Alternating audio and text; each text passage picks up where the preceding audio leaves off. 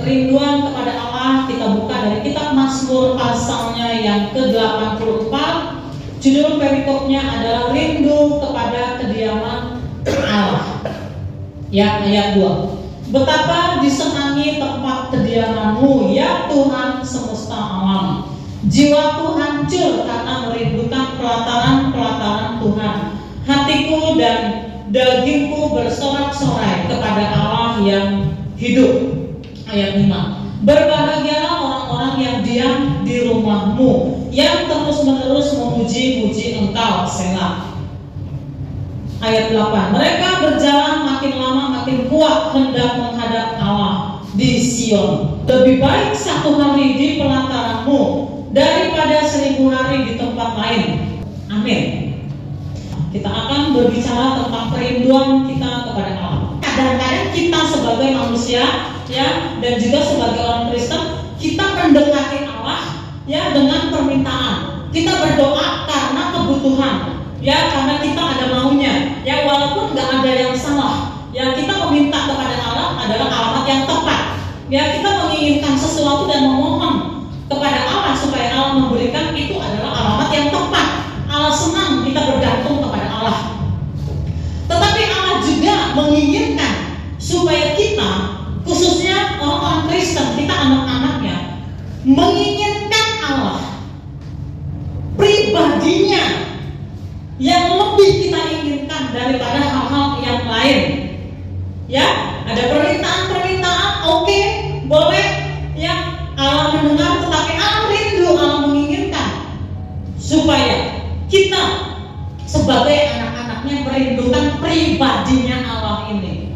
Saya ambil 3 contoh saja di Alkitab. Ada orang-orang yang mendekati Allah, yang menyembah Allah, ya, karena kerinduan mereka kepada Allah, mereka melakukan sesuatu yang berbeda. Ya, pertama-tama kita akan melihat sebuah contoh tentang Maria. Ya, kita tahu kisah tentang Maria dan Marta, ya. Di dalam kitab Lukas pasalnya yang ke-10, saya baca saja dari ayat 38. Maria dan Marta, ketika Yesus dan murid-muridnya di dalam perjalanan, tibalah ia di sebuah kampung. Seorang perempuan yang bernama Marta menerima dia di rumahnya. Perempuan itu mempunyai seorang saudara yang bernama Maria. Maria ini duduk dekat kaki Tuhan dan terus mendengarkan perkataannya. Sedang Marta sibuk sekali melayani. Ia mendekati Yesus dan berkata, "Tuhan, tidakkah Engkau peduli bahwa saudaraku membiarkan aku melayani seorang diri? Suruhlah dia membantu aku." Tetapi Tuhan menjawab, "Marta, Marta, engkau khawatir dan menyusahkan diri dengan banyak perkara, tetapi hanya satu yang perlu. Maria telah memilih bagian yang terbaik yang tidak akan diambil daripadanya." Amin, ya. Jadi Marta dan Maria, ya, ketika Yesus datang saat itu di rumah tersebut, ya, tentu banyak orang, dan kalau banyak orang pasti tuan rumah sibuk, ya. Dan Maria memilih untuk duduk diam dekat kaki Yesus dan terus mendengarkan. Dia duduk diam dan mendengarkan terus mendengar. Dia mendengar perkataan-perkataan Yesus dan dia antusias, ya.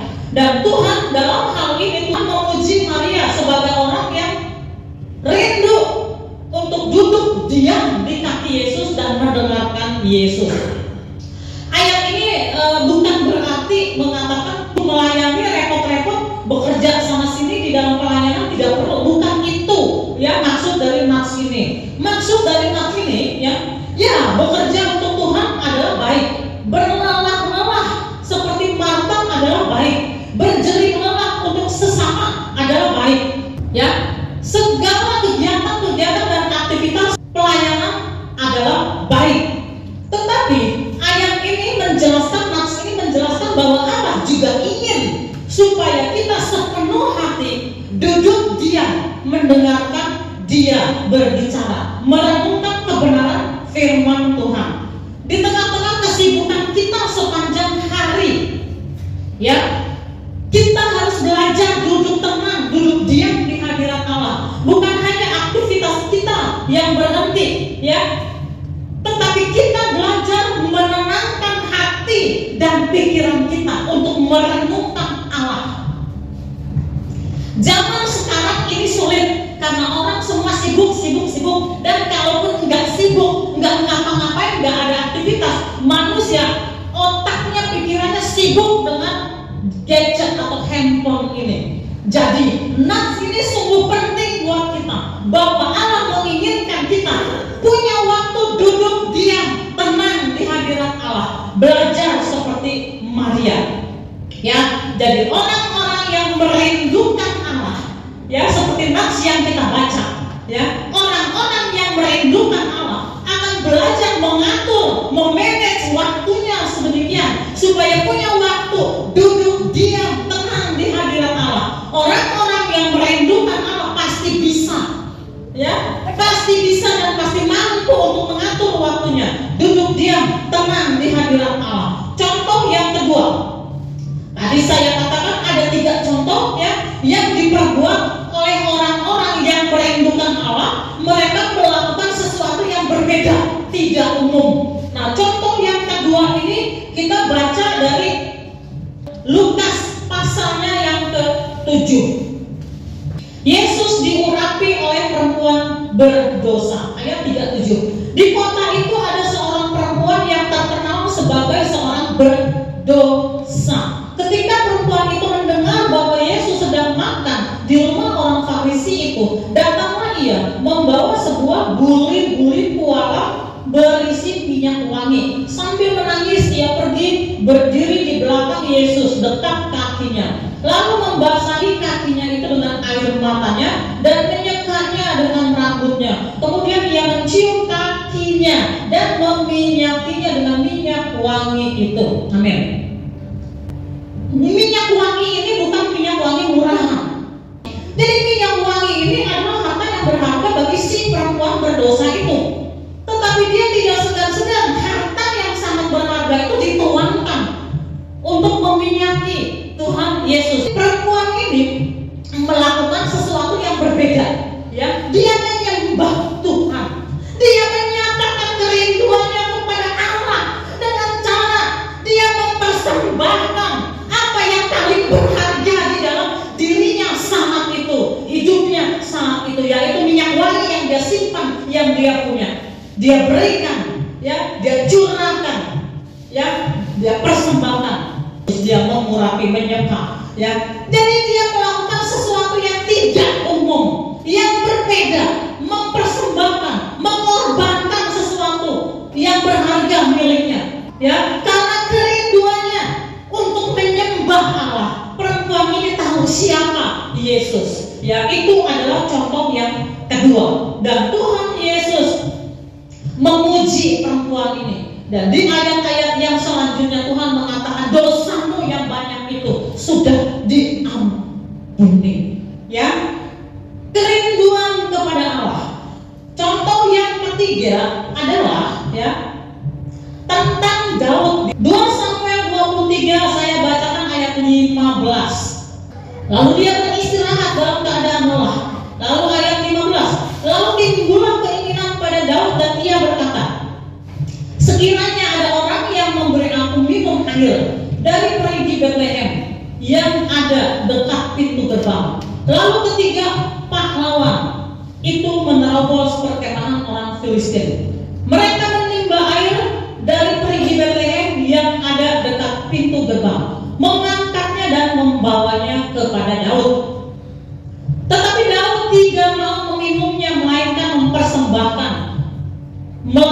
mempersembahkannya sebagai korban curahan kepada Tuhan. Katanya, jauhlah daripadaku ya Tuhan untuk berbuat demikian. Bukankah ini darah orang-orang yang telah pergi dengan mempertaruhkan nyawanya dan tidak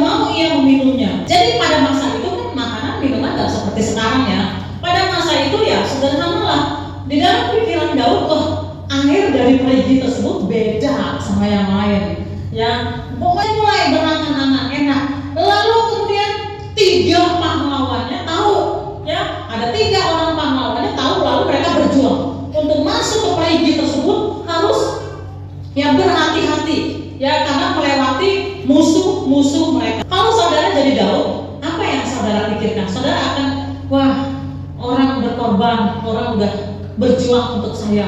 Makasih ya, makasih. Anda luar biasa. Wah, hebat sekali perjuanganmu, saudara puji. Lalu saudara, wah enak sekali saudara minum.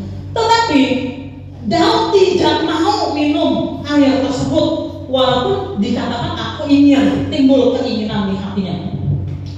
Air dari perigi tersebut bagi Daud adalah sangat berharga. Kenapa? Yang pertama karena dia memang sangat menginginkan dalam situasi yang demikian, situasi yang beda, yang khusus. Dia menginginkan, jadi itu pasti sangat berharga. Yang kedua, air itu didapat dengan pengorbanan. Dan prajurit, 3 pahlawan, 3 prajurit yang mengambil air itu, ya, dengan bersabun nyawa, ya. Saat itu Daud berpikir, saya ini tidak layak. Bukannya dia ambil segera minum, dia justru merasa tidak layak. Sesuatu yang bernilai tinggi ini layaknya adalah dipersembahkan kepada Allah. Lalu, ya, di ayat-ayat selanjutnya, ya, dikatakan Daud, ya, tidak mau meminumnya, melainkan mempersembahkannya sebagai korban curahan kepada Tuhan. Saya tahu, saya percaya dengan doa dia katakan, Tuhan, ini adalah sesuatu yang berharga buatku, dan sesuatu yang berharga ini aku persembahkan Tuhan kepadamu, karena Engkaulah yang layak menerima sesuatu yang berharga. Bisa nggak saudara membayangkan hati Daud saat itu sama persis seperti perempuan berdosa yang tadi kita baca. Perempuan berdosa itu punya minyak narwastu di dalam buri-buri pualam, sesuatu yang berharga, tetapi dia curahkan, dia persembahkan kepada Yesus. Dan Daud melakukan sesuatu yang sama. Allah menginginkan supaya kita menyembah Dia dengan kerinduan. Kita butuh banyak, kita perlu banyak, kita meminta kepada Allah. Ya betul, alamat yang tepat adalah meminta kepada Allah. Tetapi mari hari ini kita mengerti bahwa Allah menginginkan kita datang kepada Allah dengan kerinduan menyembah Allah, kerinduan untuk berjumpa dengan pribadinya, bukan tangannya. Pribadi Allah yang kita inginkan. Mari kita belajar tenangkan pikiran kita, tenangkan hati kita. Isi pikiran kita adalah Allah, isi hati kita adalah Allah. Aku merenungkan Allah, aku merenungkan kebaikan Allah, aku merindukan pribadi Allah. Saudara duduk diam, berhadapan dengan Allah, tenang. Isi kepala kita, isi hati kita adalah Allah, adalah Yesus. Penuhi aku Tuhan. Penuhi dengan apa? Penuhi dengan pribadinya